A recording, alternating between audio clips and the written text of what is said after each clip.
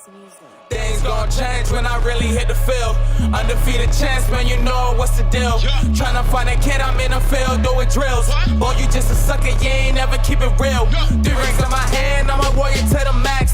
When I hang it up, they gon' have to give me plaques. Step up in the building and I only bring the facts. When I make a highlight, they gon' replay, run it back, okay? Always locked in, I don't got time to lax. Saying he the best, he could take a lap. Batted 1,000 when you check the stats. Boy, is you ready? You ain't gotta ask.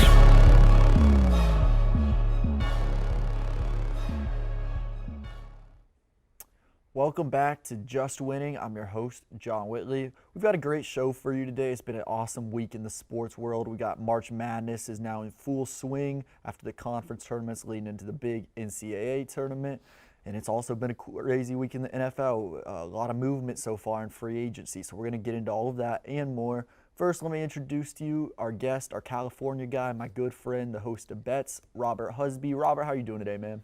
John, I'm doing fabulous. Thanks for having me on. Happy to be back in studio. Happy to be back on Just Winning. First time this season. So I'm happy to be here. Happy to talk free agency. You know, NFL free agency is like Christmas time. So glad to be here for it. Yeah, man. Merry Christmas to you. Speaking of free agency so far, who's been the most surprising move to you so far?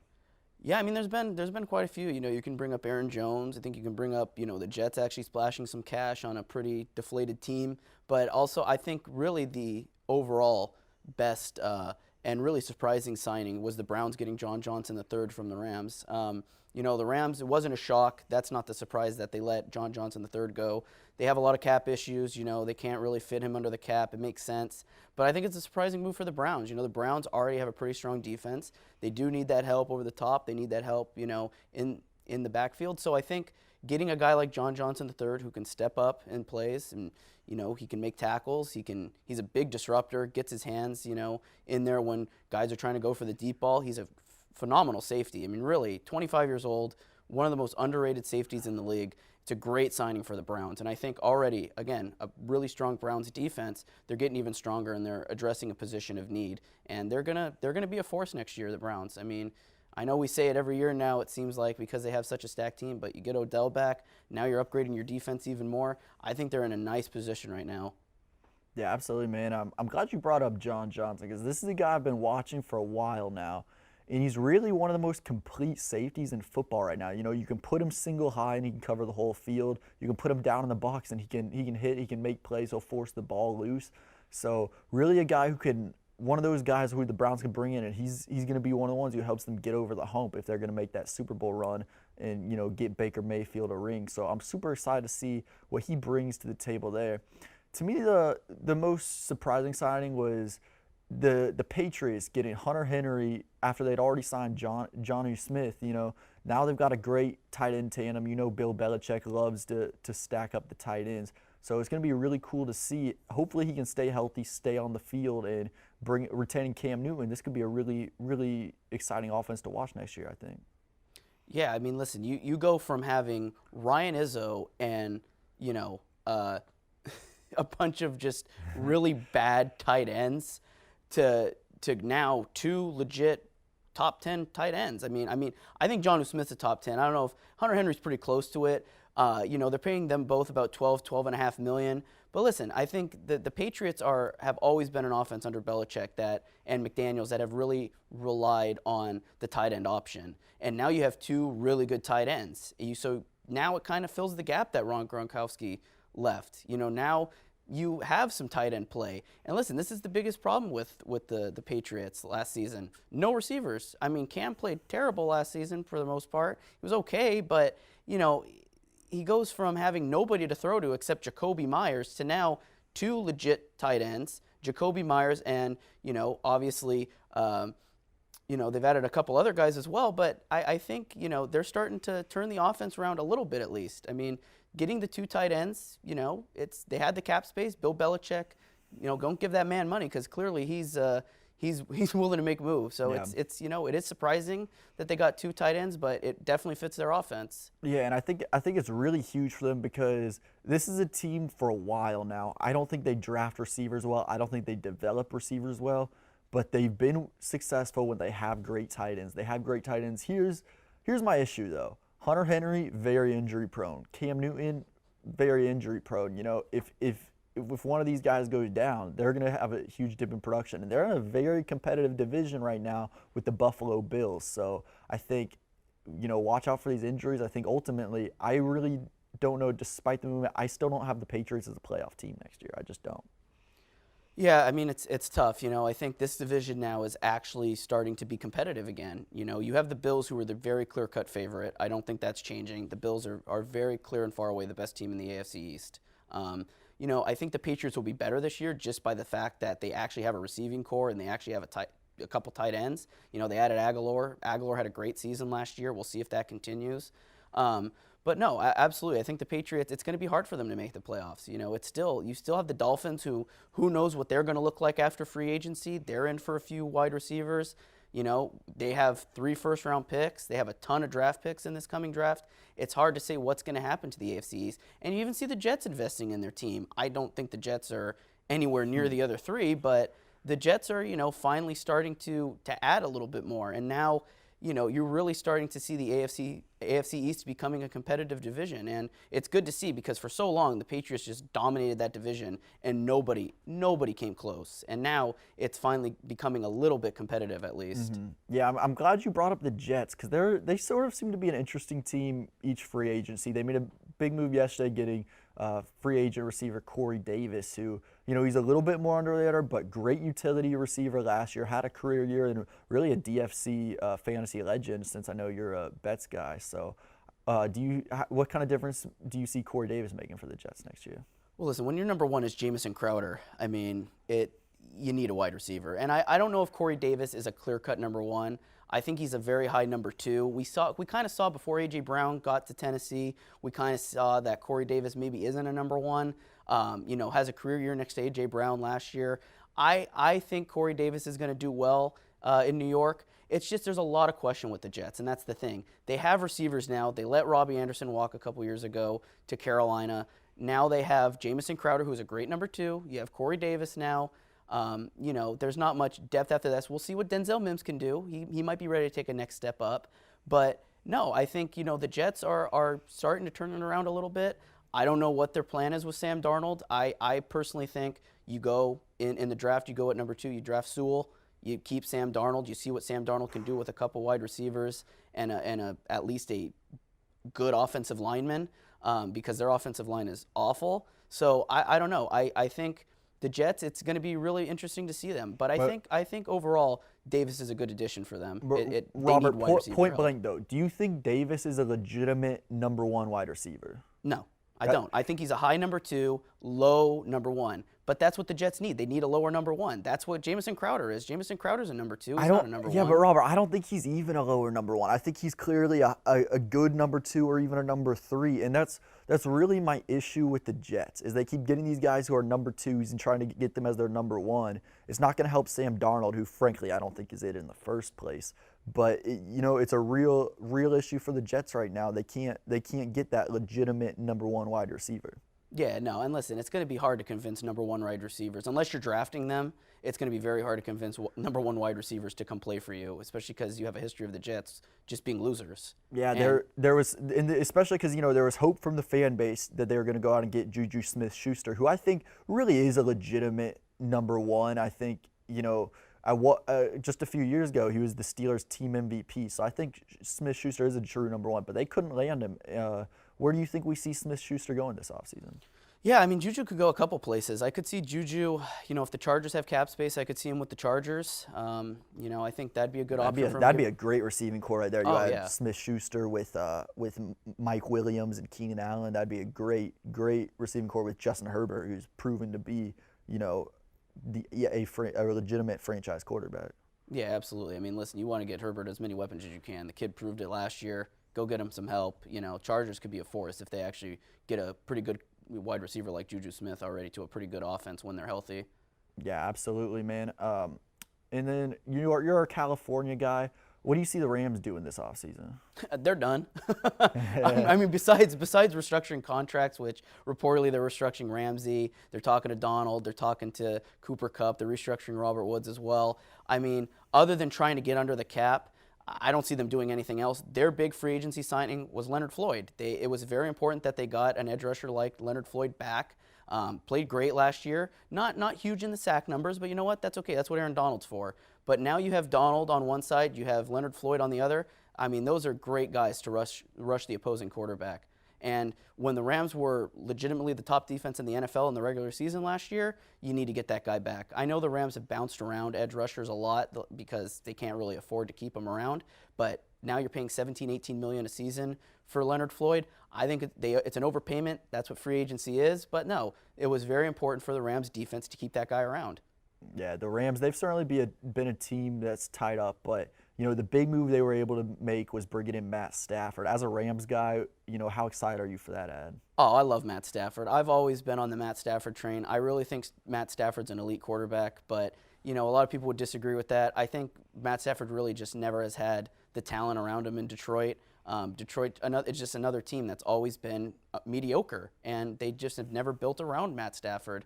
But now Stafford's, in his 30s. He's got a few years probably left of him at the top, and I think he's a great addition to Sean McVay's offense. I think he fits perfectly. So you give him Woods, you give him Kupp, you give him Van Jefferson, who's going to take a leap in year 2. I think that offense is going to be slinging next year. Much better. I have much more confidence in Matt Stafford than I did Jared Goff. That's for sure. Yeah, I got to say, I'm so excited, as an outsider just to see it because, Matt Stafford, this is a guy who we thought it was going to be another guy who just totally wastes away in Detroit, and we'll never know what he'd be if he was on a good team, much like Barry Sanders, much like Calvin Johnson. But he got out of there. He's with the Rams, and I think objectively, too, I'm not a Rams guy. I think the Rams is the easiest offense on a quarterback. I think Jared Goff way outperformed there. And then the guy from Wake Forest, Wofford, they put him in. I didn't see any drop-off from Jared Goff. So I think Matt Stafford, you get a guy with a legitimate top-tier quarterback arm in the NFL. I think, the sky's the limit for this Rams team.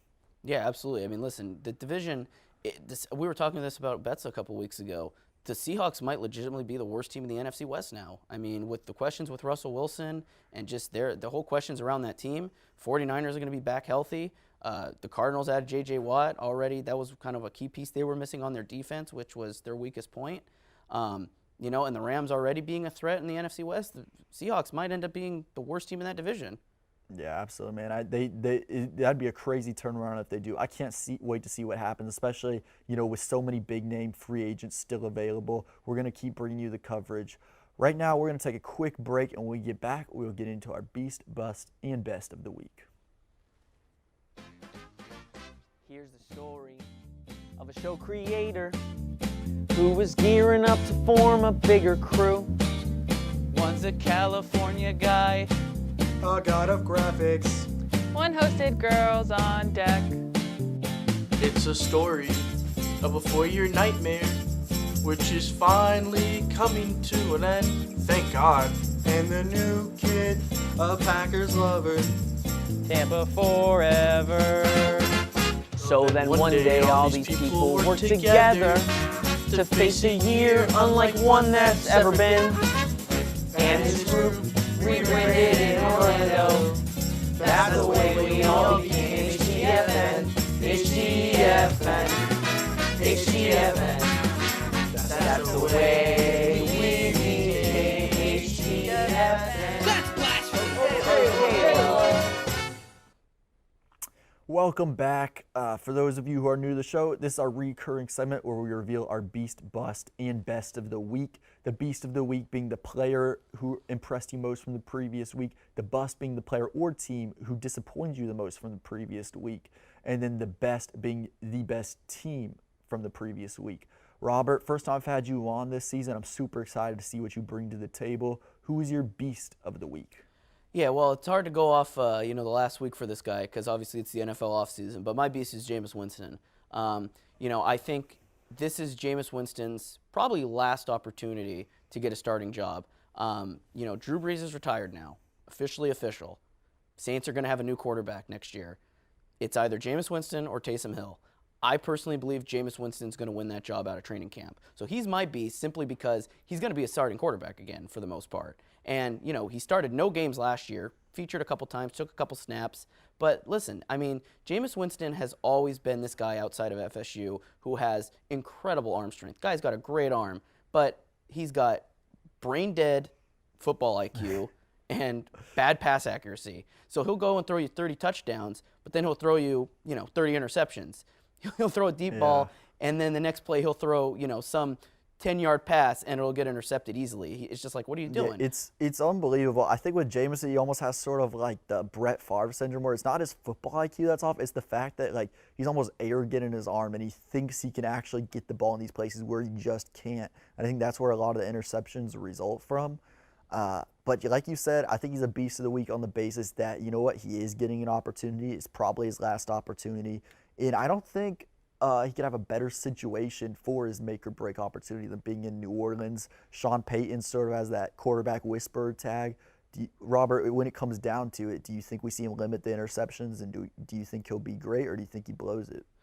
I think I don't know if he'll do great. I think he'll do good. I think he'll be fine. He's 27. He still has the arm strength, and as long as he keeps the arm strength, I think he'll be okay. But no, definitely, I think Peyton, who is, like you said, a quarterback whisperer, a guy that works really well with quarterbacks, I think he's going to get him to limit the interceptions. I think he's going to work on his pass accuracy a lot. It didn't help that when he was with the Bucs weren't a very good team either. But he's got a much better team in New Orleans, so we'll see how he does with them. I think he'll do okay though. He can't do much worse than he did in Tampa, losing the starting job. And one thing is for sure, he's doing a lot better in his career right now than Marcus Mariota is. That is true, and that's, not saying a whole lot. Personally, I got to be honest, I just don't see Jameis Winston really blowing up with this opportunity. Maybe he can sustain the job for a few years, but I just haven't seen a guy who's such a bad decision maker with the football and, had the career that he's had in Tampa really turn it around and then become a top 10, a real legitimate franchise quarterback. So I just can't see it happening. I think the closest thing we've seen to it is maybe Ryan Tannehill with the Dolphins, maybe a turnaround like that. Personally, I don't think it's going to happen. I think we're still going to see bad decision-making from him. I don't think, playing with a different coach, I don't think that's just going to magically make him a good decision-maker. But you got to love the upside, great arm talent, real strong arm. Personally, I just think, the Saints missed the playoffs, and he's done there within, 2 years, frankly. Anyway, keeping on the Saints, my beast of the week, I got to go with Drew Brees. Finally announced his retirement this year. Might have been a couple years too late, but you know what? Drew Brees, all-time great quarterback, all-time passing leader, Super Bowl champion. So Drew Brees, phenomenal career. Drew Brees is my beast of the week. Yeah, I mean, what do you say about Drew Brees? I mean, this guy throughout his entire career has been a top 5 quarterback in the league. Top 5 all time, probably not. Top 10, probably could make an argument. But listen, this guy is a phenomenal talent. Never better than Brady or Manning, but this is a guy that has always been a top quarterback. And you can't help but love Drew Brees. Drew Brees is just a great quarterback. It has led this Saints team to a Super Bowl before. Hasn't been there in a while, but you know what? I mean, Drew Brees has had a great career, and he's, no doubt about it, he will be in Canton. This is a first ballot Hall of Famer. This is a guy that everybody will remember. This is the Saints' best quarterback ever. This is a guy that everybody will remember. I mean, he's a great, great talent, and it's about time to hang it up. I think his arm was getting a little bit noodle-like a little bit this past season. So I mean, it's time to call it quits. He can't really hang him up like Brady. But you know what? That's okay, because the guy's a phenomenal talent, and he's an all-timer, Hall of Famer, no question about it. Yeah, absolute first ballot Hall of Famer. I agree. And what he's meant to the city of New Orleans is one of the most inspirational parts about Drew Brees' career, because when he went to New Orleans was not a spot people were signing with. It was not a place people wanted to go. But because of Drew Brees' injury history, not a lot of people wanted to take a chance on him. Miami certainly didn't want to take a chance on him. So New Orleans took a chance on him, and he rewarded them. He meant so much to that city, helping them through Hurricane Katrina and some tough times, a real great figure in that community. And, it's so cool to see a guy like that accomplish what he did in New Orleans, because that's going to be a place that he can call home forever. He'll always be welcome back there, and it's truly amazing. So great career for Drew Brees. Robert, who is your bust of the week? Yeah, I think my bust, everybody's going to say the Texans, but I think it's got to be the Tennessee Titans. They lost a lot of players. And listen, I don't think they lost, but Jonnu Smith was a big loss for them.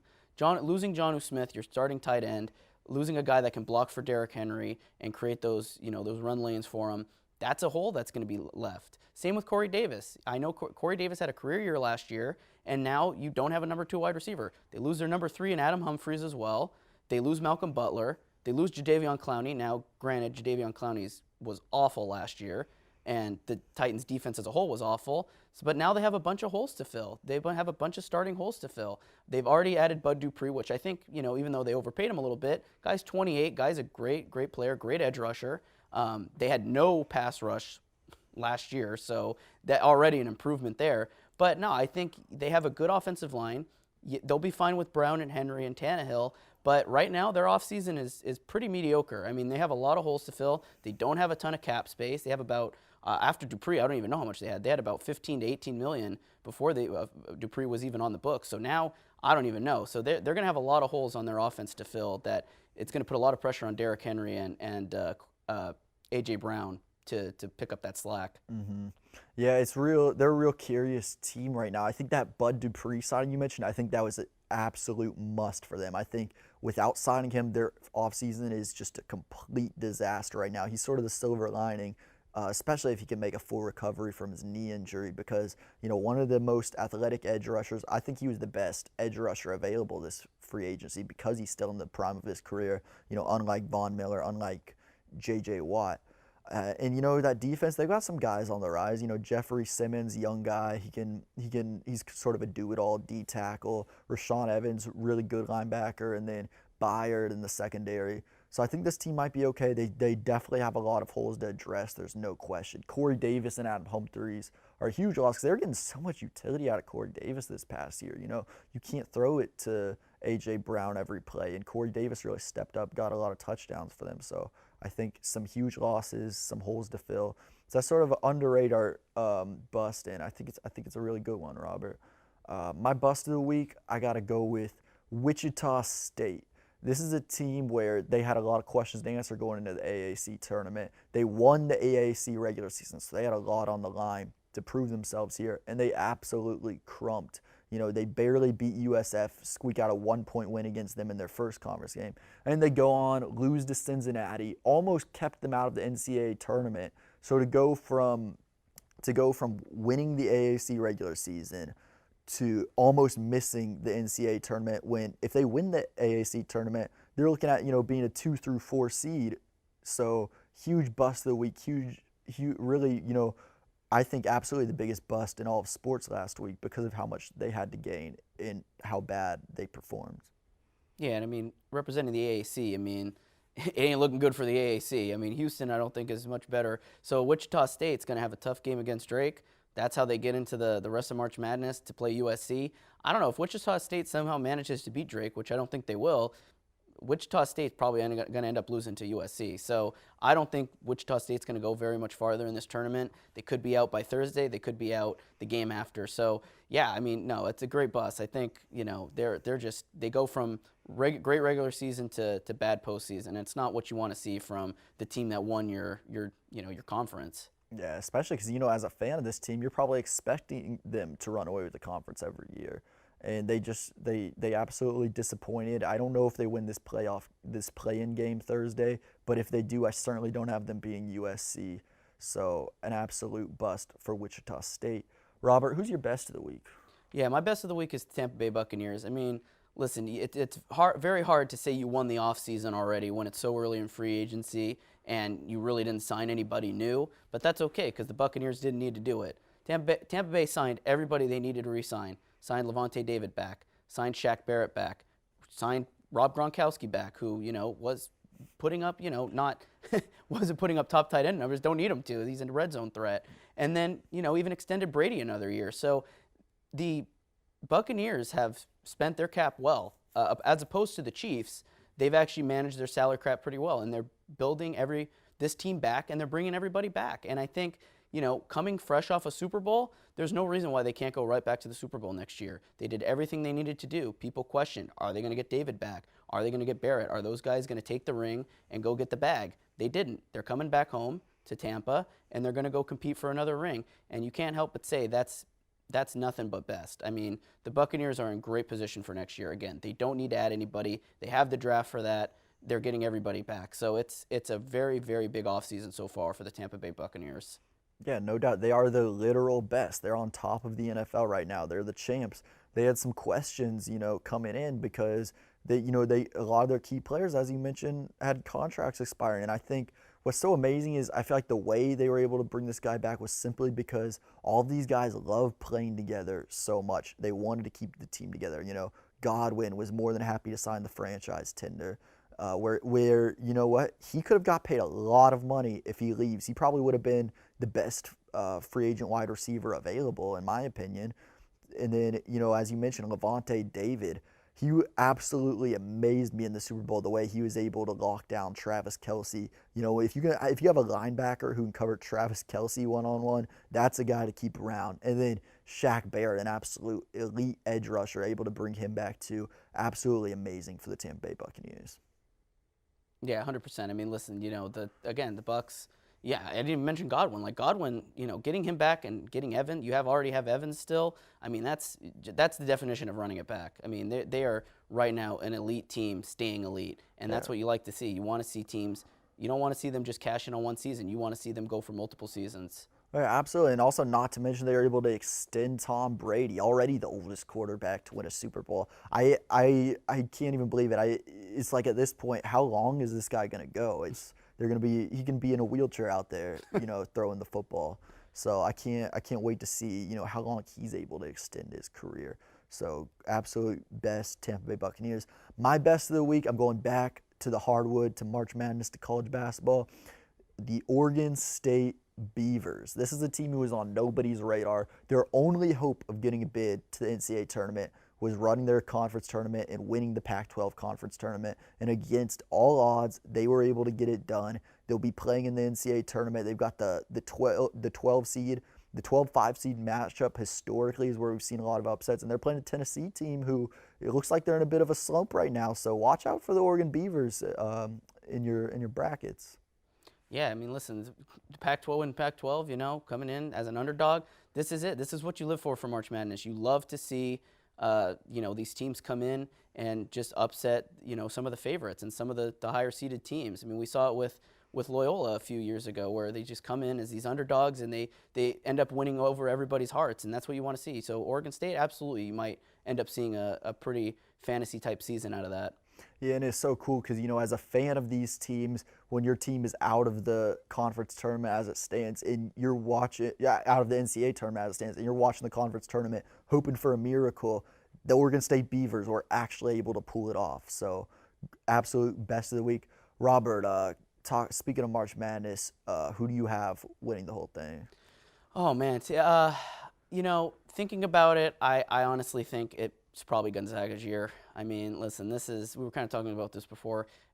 If Gonzaga doesn't win this year, it's going to be a lot of questions are going to be raised as to why they can't win the big one. So I think Gonzaga, they have every reason to make it to the final. And now that I've said it, they're probably going to get upset. So, somebody else will probably end up winning it. But no, I think Gonzaga is in the best position right now to win. Absolutely. If it's now or never for Gonzaga, personally, I think it's got to be a Big 10 or Big 12 team. I'm going with Kansas. They were great in the Big 12 tournament before I had to pull out. Now they're rested. They're going to be ready to go. So Kansas Jayhawks are winning my bracket. Robert, it's been awesome having you on, man. I hope we can do it again soon. And thank you all for watching. Tune in next week.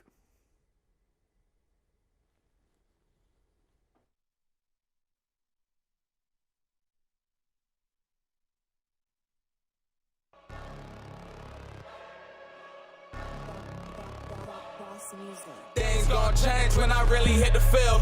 Undefeated champs, man, you know what's the deal. Tryna find a kid, I'm in the field doing drills. Boy, you just a sucker, you ain't never keep it real. 3 rings on my head.